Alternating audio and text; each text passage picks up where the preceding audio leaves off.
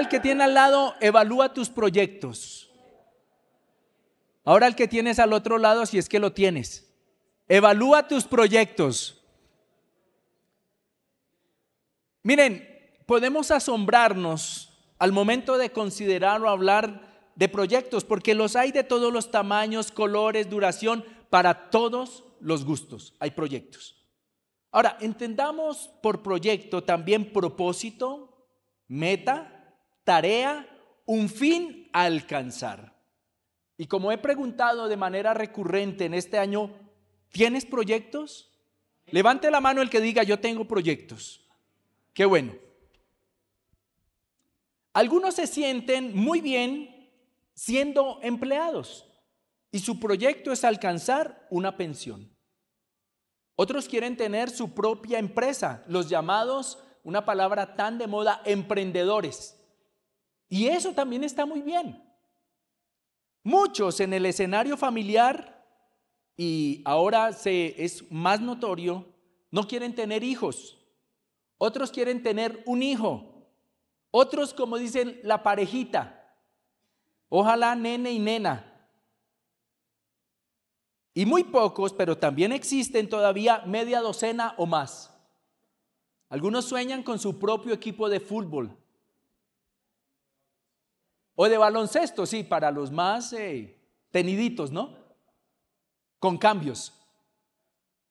Debemos estudiar para construir vida, dicen algunos.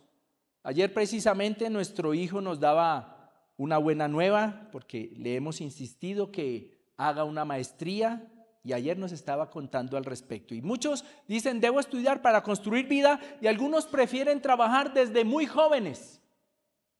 Algunos prefieren trabajar desde muy jóvenes y ambos proyectos están bien. Un buen número de personas buscan playa, brisa y mar. ¿A cuánto les gusta playa, brisa y mar? Gloria a Dios. Qué bueno.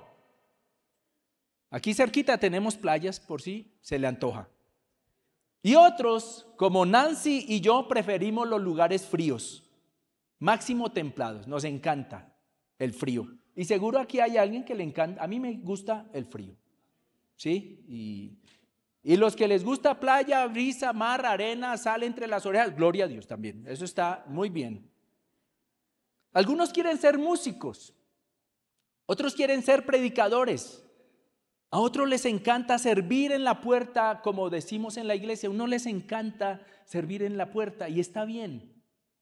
Dice, de aquí no me muevan. Algunos jóvenes y jovencitas quieren tener novia desde que mudan los dientes, desde temprana edad. Otros prefieren esperar. ¿Cuál es el afán? Y también está bien. En fin, las opciones en cuanto a proyectos son tan diversas y tan abundantes. Y a esto debemos añadir que también los proyectos cambian dependiendo de mi posición o rol aquí en la tierra. Es decir, siendo hijo, mis proyectos son unos. Siendo padre, mis proyectos serán diferentes. Como esposo, mis proyectos serán muy diferentes a un hombre soltero, obviamente. Y esto cambia en la medida que caminamos sobre esta tierra, es decir, también los proyectos tienen esa plasticidad. Y en la medida que tú cambias de rol, de posición, como cuando pasas de hijo a hombre casado, también los proyectos van cambiando. Nosotros, como familia en la fe, ¿cuántos son familia en la fe? Como pueblo de Dios, ¿cuántos son pueblos de Dios? Como iglesia también tenemos un escenario igual, es decir, diverso en cuanto a proyectos de vida. Y seguro que si hiciéramos una encuesta nos sorprenderíamos de la diversidad, a pesar de que nos une una fe, a pesar de que somos pueblo de Dios, a pesar de que somos iglesia, también nos vamos a encontrar con todo un mar de opciones, de proyectos de vida. Todos son válidos y respetables. Y todos seguramente dignos de nuestro compromiso y empeño. Porque mire, no hay nada más harto que un proyecto donde no hay compromiso ni empeño. Pero todos son dignos de nuestro compromiso y nuestro empeño. ¿Por qué? Porque si usted es inteligente, como de hecho lo es, amén, gloria a Dios por los que están despiertos. La agarraron en el aire. Ese soy yo. Soy inteligente. Si usted es inteligente y tiene proyectos, esos proyectos hacen parte de su bienestar, de su felicidad y en muchas ocasiones también de su futuro. Hacen parte. Es decir, si yo tengo un proyecto, debe apuntar a mi bienestar, a mi felicidad, y muchos de nuestros proyectos pueden contener elementos que me están guiando hacia el futuro. ¿Estamos de acuerdo? Y eso es un buen proyecto, el que sea, el que sea.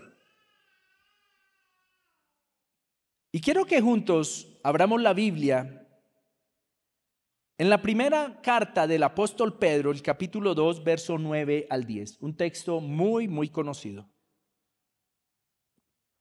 Y quiero por favor invitarle para que juntos leamos esta preciosa palabra, que la leemos a la gloria de nuestro Padre Celestial. Amén. Leamos juntos. Pero ustedes son linaje escogido, real sacerdocio, nación santa, pueblo adquirido por Dios para que anuncien los hechos maravillosos de aquel que los llamó de las tinieblas a su luz admirable. Antes, ustedes no eran un pueblo, pero ahora son el pueblo de Dios. Antes no habían sido compadecidos, pero ahora ya han sido compadecidos. Amén. Padre, hemos leído tu palabra. Necesitamos, por favor, que nos hables. Amén. Como hijos de Dios, ¿cuántos son hijos de Dios? Dile al que tienes al lado, tienes cara de ser hijo de Dios.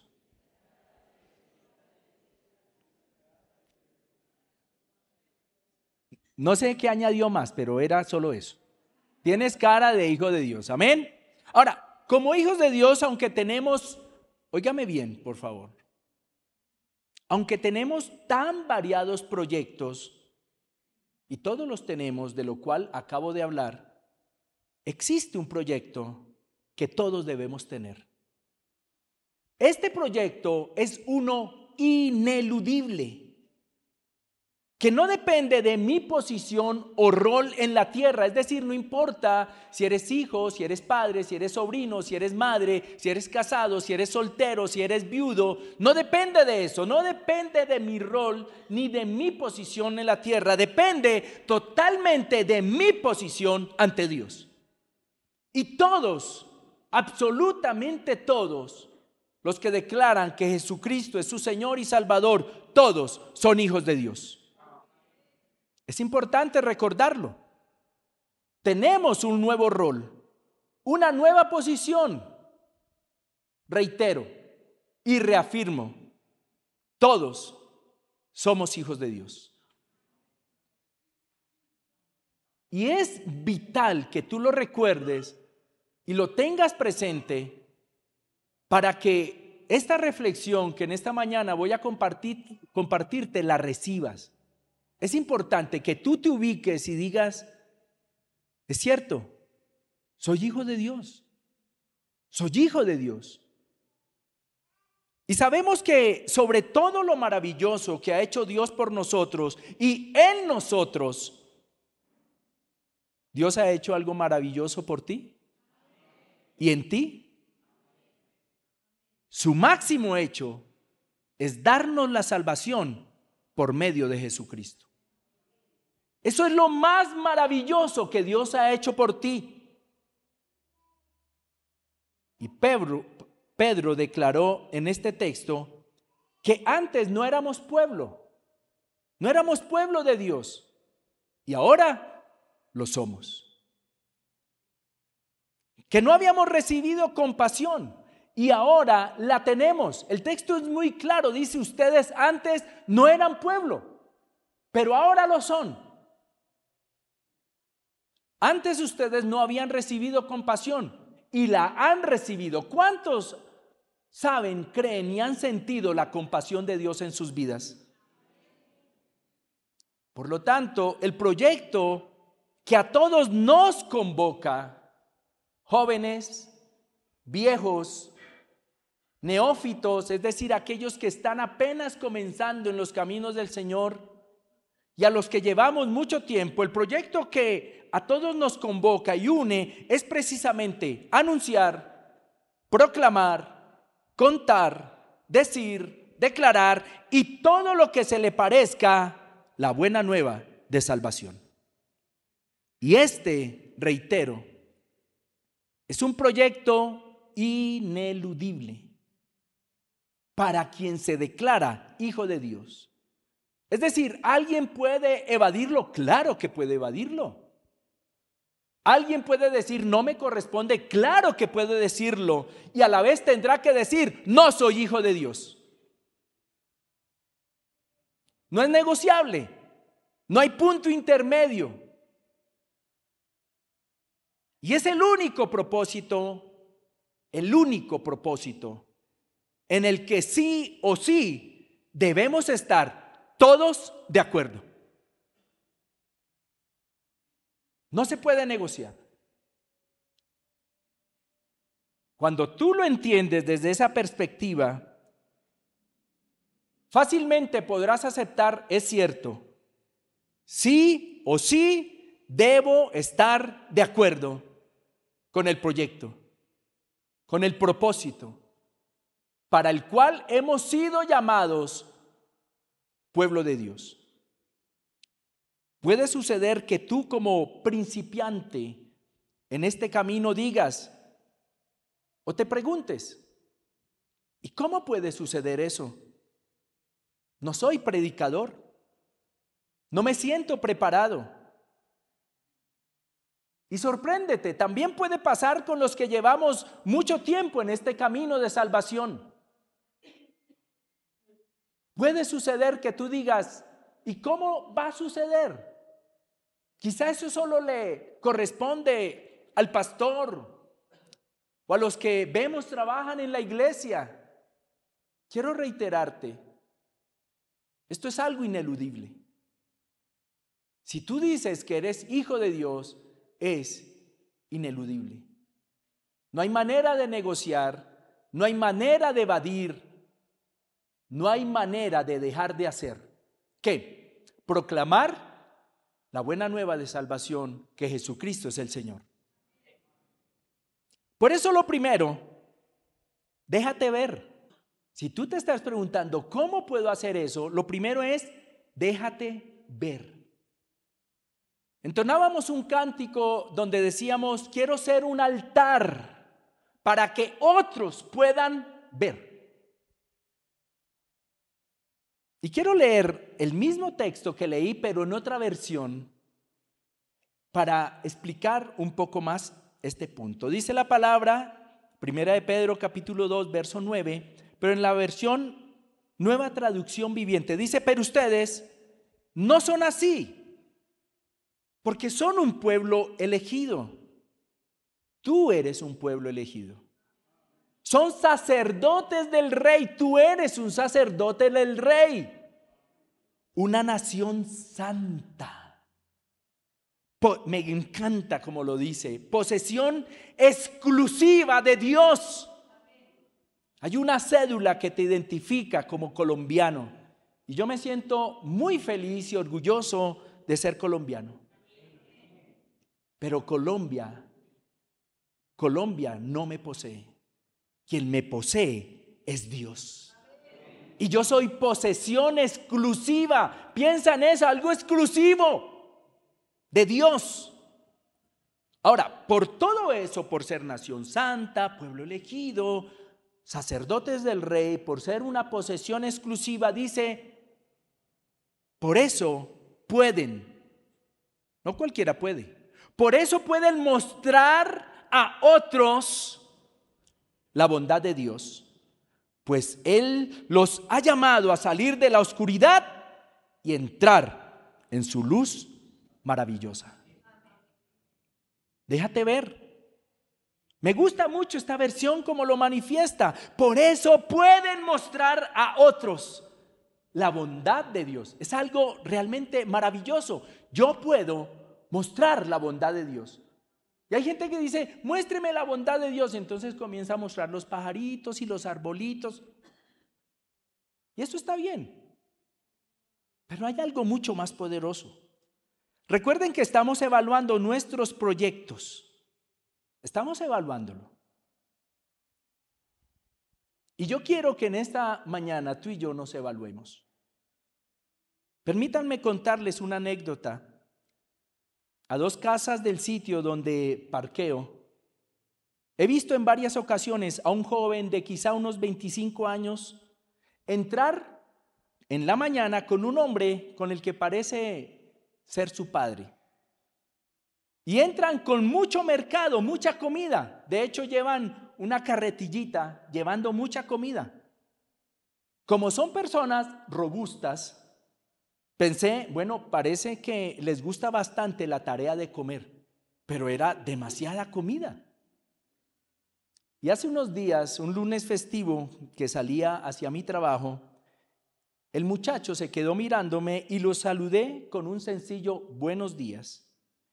Él inmediatamente me dijo, vecino. Yo no sé de dónde sacaron que ese es un saludo rolo, pero bueno, yo nunca saludo vecino, pero somos vecinos. Él inmediatamente me dijo, apenas encontró mi mirada, me dijo, si no tiene dónde almorzar, hoy aquí tenemos huesitos de marrano. Mi corazón sonrió. Yo le contesté, agradezco la invitación. Hoy no puedo, voy hacia mi trabajo. Entonces él rápidamente me informó, entre semana también vendemos almuerzo, las sopas que prepara mi mamá. Y le tienen un sobrenombre a la mamá. Entonces él dijo, las sopas de Milú. Dijo, son una delicia. Y terminó dándome el costo del almuerzo corriente y el fin de semana hacemos platos especiales como hoy, huesitos de marrano. Y yo estaba así como ustedes, sonriendo. El viernes pasado fuimos con Nancy a almorzar. Es una entrada, yo creo que es más ancho este púlpito, este atril, es más ancho. Una entrada súper pequeña. Y el viernes pasado fuimos con Nancy a almorzar y el chico no me había engañado, decía la verdad. Sin lugar a dudas, lo que me animó fue ver su estampa. Un chico rústico, más que yo. No entiendo esas risas, pero bueno, su alegría. ¿Qué me animó? Su estampa, su alegría y su seguridad. Se habían ganado otros comensales. Era una entrada angosta, como el camino que lleva a la salvación. Cuando entramos, oh sorpresa, habían como 7 mesas, todas repletas. Me tocó sentar a Nancy en las piernas.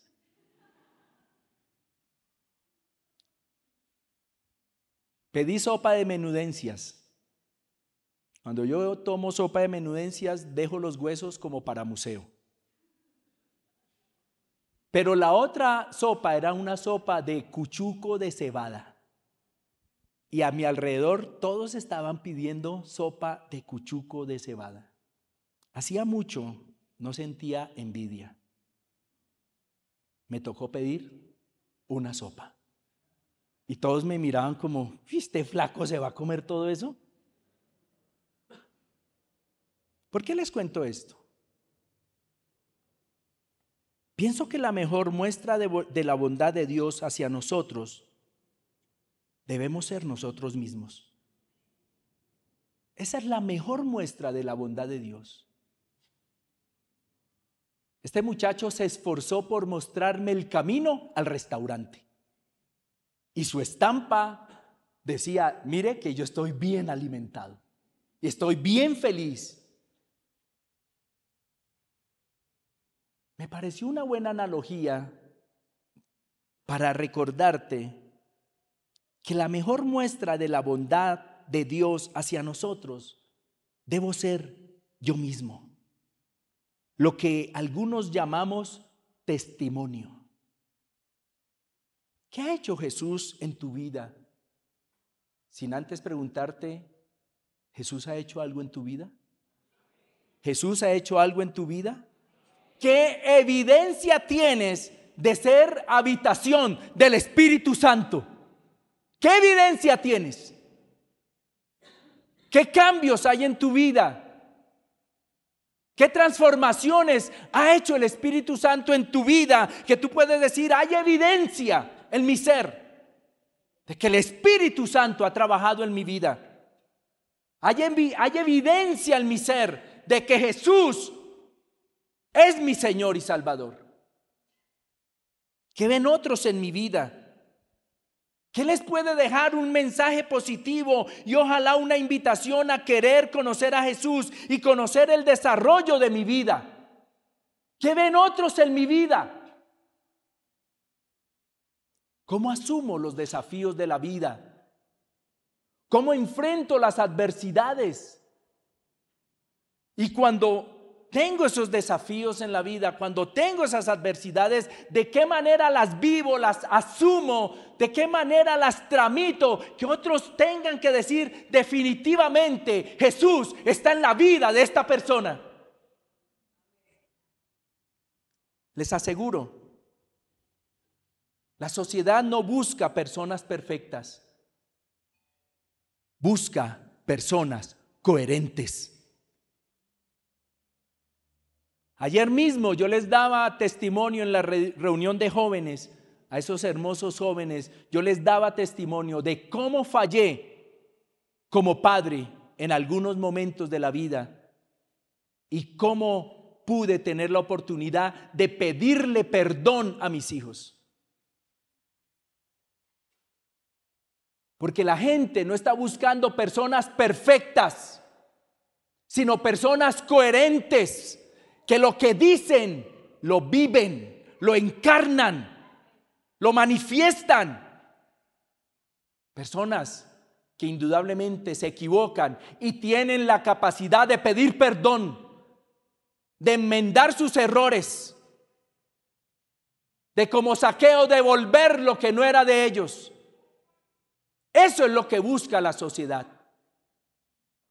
Personas que ante su debilidad y flaqueza puedan decir, yo sé que mi Redentor vive. Por ello, déjate ver, deja que otros te vean. Yo creo que este muchacho tan robusto me vio, dijo, este necesita la sopa de Milú.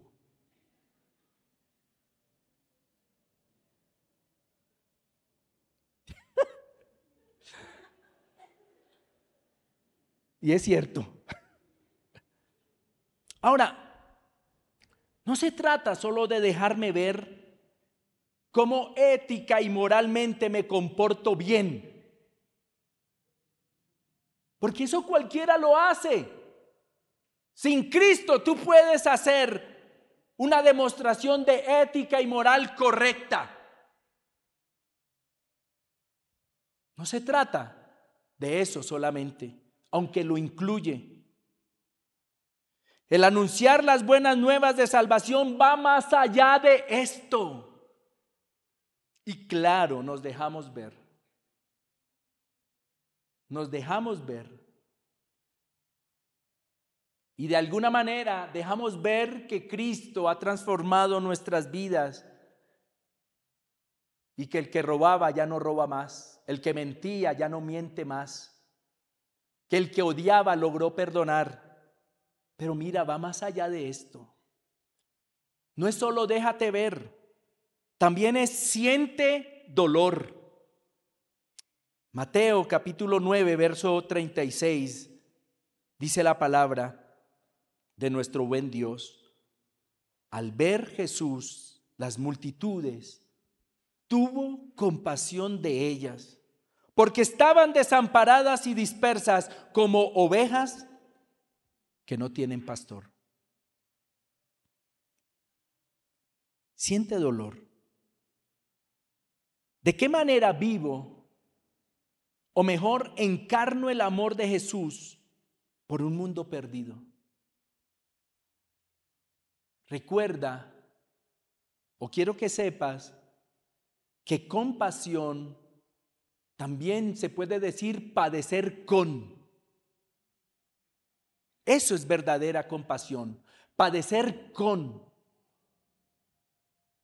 Por eso, ¿de qué manera vivo o encarno el amor de Jesús por un mundo perdido? Vivimos en un escenario donde se promueve la indolencia, la falta de solidaridad, un egoísmo feroz. Jesús no solo identificó, entendió nuestra miseria e incapacidad, sino que además se dio a sí mismo por todos nosotros. ¿Y a qué me refiero cuando digo siente el dolor? Sufro por todas las comunidades, etnias, sectores de la humanidad, apartándome de cualquier inclinación humana. Sufro realmente y me aparto de esas terribles inclinaciones humanas como racismo, xenofobia, homofobia o asuntos similares. Sufro porque me he quitado el derecho de juzgar, señalar a los que no conocen de Jesús. He quitado de mi mente el creer que tengo la autorización de dar salvación, porque tristemente muchas personas creyentes creen que tienen el derecho de juzgar, de señalar al que es distinto. Aún hay comunidades de fe enteras que creen que fuera de ellas no hay salvación. Pero si yo me salgo de ese escenario, puedo vivir la verdadera compasión de nuestro Salvador. Porque entiendo que Jesús vino por todos. Jesús vino por los homosexuales. Jesús vino por los que tienen una raza distinta a la mía. Jesús vino por los gomelos, pero también vino por los ñeros. Jesús vino por el que vive en un penthouse, pero también vino por el que vive debajo del puente de la 26. Jesús vino por ellos también. Y yo debo sentir dolor.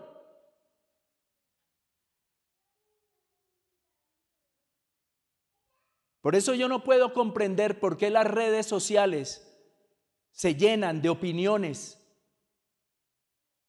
de racismo, de xenofobia, de rechazo al que es distinto, de personas que dicen ser cristianas, porque no han entendido que Jesús murió por todos. Y antes que rabia o resentimiento hacia los malvados, siento el dolor de nuestro Señor Jesús sabiendo que son ovejas sin pastor, como en algún momento también lo fuimos nosotros. Porque por buenote que tú y yo seamos, no debemos olvidar que del lodo nos sacó el Señor. Que de la miseria, de la indigencia nos sacó el Señor. Y que no somos mejores que nadie. Nosotros también fuimos ovejas sin pastor.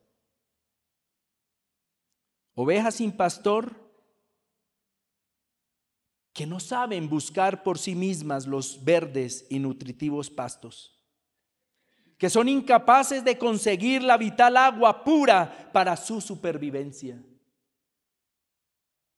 Sentir el dolor por todos aquellos que viven en medio de la confusión sin tener quien los guíe, quien los sane y quien los ame.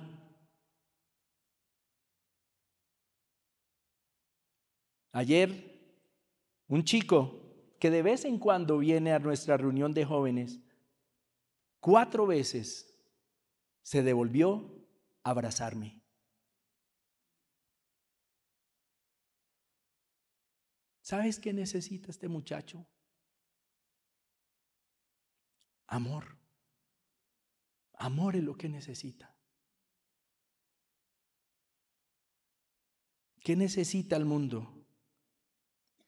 Conocer al Salvador que guía, que sana y que ama. Por eso es importante sentir dolor y renunciar a toda manifestación humana que rechaza al que es distinto a mí, que rechaza aún al que piensa distinto a mí.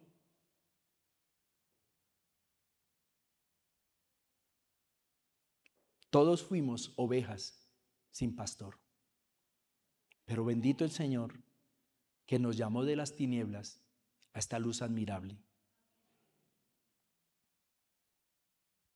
No es solamente que te dejes ver, no es solamente que sientas dolor, es también compromiso. Mira lo que dice la palabra siguiendo esa lectura de Mateo capítulo 9. Verso 37. Entonces dijo a sus discípulos: ciertamente es mucha la mies, la cosecha, pero son pocos los segadores. Por tanto, pidan al Señor de la mies que envíe segadores a cosechar la mies. El compromiso de Jesús lo llevó a una horrible e injusta muerte en la cruz. Un precio tan alto para obtener algo equiparable. ¿Sabes? Tú y yo valemos tanto para Jesús que estuvo dispuesto, y de hecho lo hizo, entregar su vida. No fue fusilado, lo cual hubiera sido menos tortuoso. No fue decapitado, como le correspondió al apóstol Pablo por ser ciudadano romano.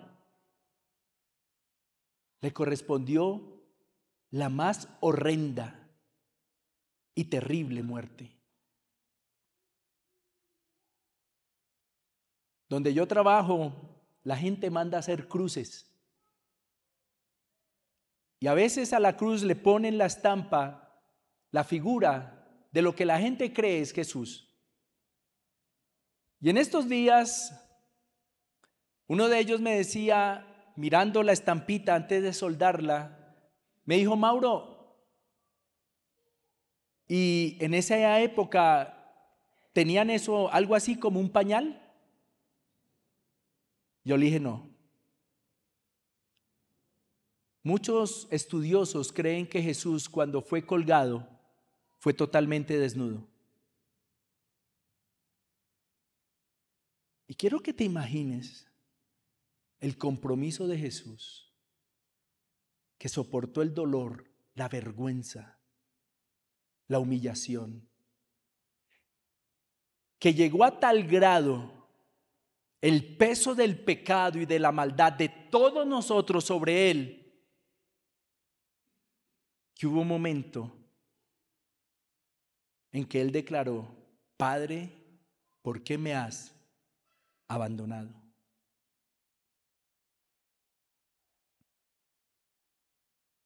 Y quiero que pienses en el compromiso. ¿Qué nivel de compromiso tenía y tuvo y tiene Jesús con nosotros? La salvación eterna. Pensemos por un momento. No se trata de mejorar la vida de la humanidad, de librarnos de los traumas, miedos o cosas similares. La salvación no se trata de arreglar la economía o restaurar familias, como muchos quieren creer o solo eso anuncian. Y aunque todo ello es importante para nosotros, La salvación no es eso. Es algo mucho más alto, algo absolutamente inalcanzable para la raza humana. Estoy hablando de salvación eterna, que es mucho más que arreglar nuestros problemas, que es mucho más que restaurar nuestra familia o quitarnos nuestros traumas, nuestros miedos, o quitar de nosotros una mala racha económica. La salvación es mucho más que eso. La salvación eterna es estar al lado de nuestro Padre Celestial por la eternidad, y que solo lo pudo alcanzar Jesucristo a través de su compromiso. Y se requería un compromiso total por parte de nuestro Salvador, tan total que tuvo que vivirlo solo. Si pensamos en términos de salvación eterna, estoy seguro que nuestro compromiso con la tarea asignada por Jesús cobrará fuerza en nuestra vida. Si pensamos en nuestros seres queridos, ¿amas a alguien? ¿Amas a alguien? ¿Amas a alguien? Si lo amas y sabes que esa persona está lejos de la gracia de Dios, más aumentará tu compromiso. Y por eso quiero preguntarte, ¿cómo está tu compromiso con aquellos que no conocen el camino de la salvación y que están transitando el camino, no a una mala vida, no a la catástrofe económica o a que su familia se desbarate o que terminen en un centro de rehabilitación? No, su camino los está llevando a la condenación eterna. Y si tú piensas en eso, quizá tu compromiso nazca o crezca o se reafirme, porque entre esos está tu familia, los que tú dices amar.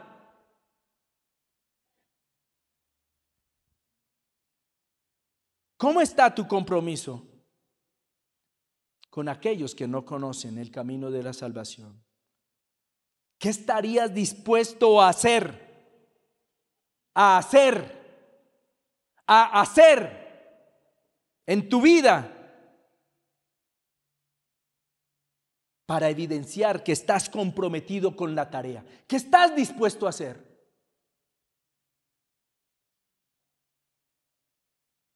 Porque no habrá mayor muestra de amor hacia tu familia, hacia tus amigos, hacia los que dices amar. No habrá mayor muestra de amor que mostrarles el camino de la salvación. ¿Pero qué se necesita? Compromiso. Compromiso. Quizá no equiparable al de Jesús, pero te aseguro, podemos hacer más. Recuerda, y termino dándote el título de esta reflexión: Evangelismo, nuestro proyecto.